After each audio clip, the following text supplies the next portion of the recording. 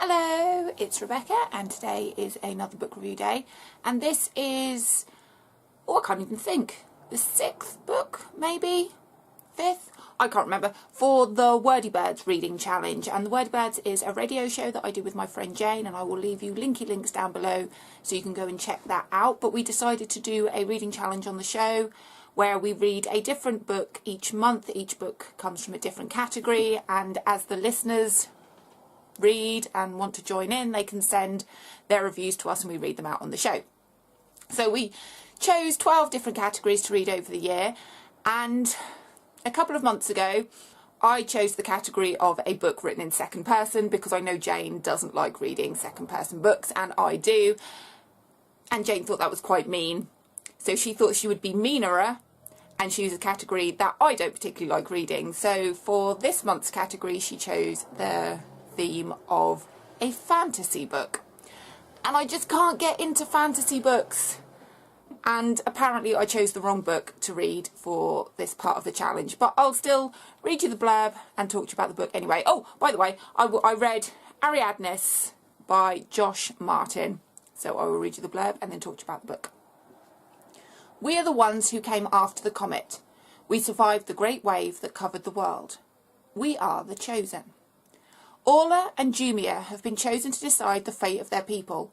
On their 18th birthday, the girls will compete in a mysterious and dangerous trial to prevent a war between their two nations. Now, with just a year left, Orla and Jumia must prepare. There's no time for friendship, no space for love, but how can you train for a deadly challenge you know nothing about? So I chose this from the library, one, because it had the fantasy sticker on the spine, so I guessed it was a fantasy book, and the cover looked quite good. The blurb, it didn't appeal to me because fantasy just doesn't appeal to me. I'm sorry, I can't say it any other way. And I tried, and a colleague saw me reading this at work and she said that she read it and didn't think it was very good, and I read it and I didn't think it was very good. And she reads fantasy all the time. So I don't feel so bad about not thinking this was very good, because for somebody who reads fantasy all the time and she didn't like it, it's okay. But I feel that Jane will recommend some more fantasy books for me and push me in that direction. I gave it a go. I tried. So, there are two lands here, Athenas and Metis. And I can't remember which girl comes from which, but we have Orla and Jumia. And they are the chosen, who on their 18th birthday have to complete some sort of task to save there being a war between the two. The two nations, or the two lands, used to be one, and there was a great flood and it divided them, and one is kind of industrialised and businessy, I don't know, and the other one is more earth-based, hippie-ish. I don't know, I struggled. And the people from each land, they don't go into the other land, you stay in your own land. But these two girls were chosen from each land, and they had to go and see these special ones. I'm really sorry, I did struggle with this. To learn of their fate. And on their 17th birthday, they go and learn what they have to do. And in that year, they have mentors and people that help them to train to do this task that will save there being a world war. I kind of understand what the idea is. However, it was executed really badly. So I was expecting them to have lots of fights, lots of action, lots of things going on, and nothing really happens. And it's a countdown from them meeting with these high up beings to learn that they have to complete this task.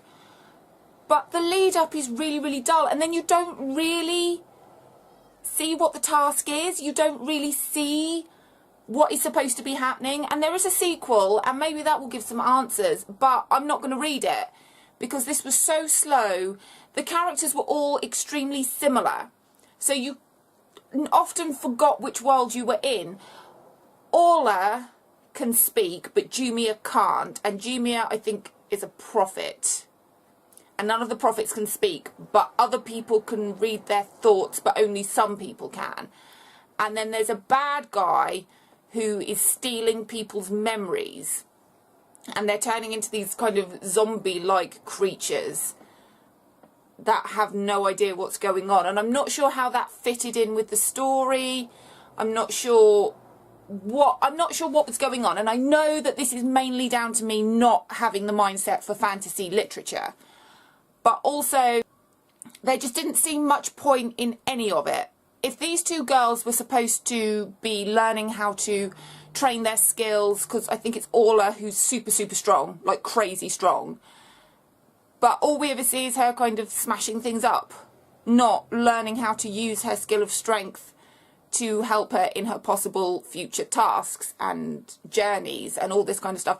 And things are going wrong in the two lands, and it's all just very, very confusing. And like I say, I know it's mainly because I don't get it. But like I say, my colleague who reads a lot of fantasy, and she said she didn't like this. So from a non-fantasy person, I cannot recommend this. And then from her, a fantasy person, she also cannot recommend this. It took me forever to read. I didn't get it.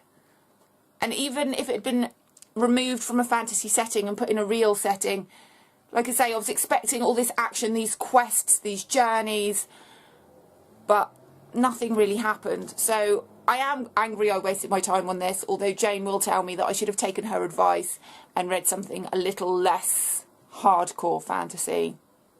But anyway, I read it, I gave it a go, I tried, didn't like it. So if you'd like to hear any of my other book reviews, then please subscribe. I put videos out every time I've read a book, done something bookish, bought books, been to festivals, whatever. So if you're interested in that, then please subscribe, and I will see you soon. Have a good day. Bye-bye.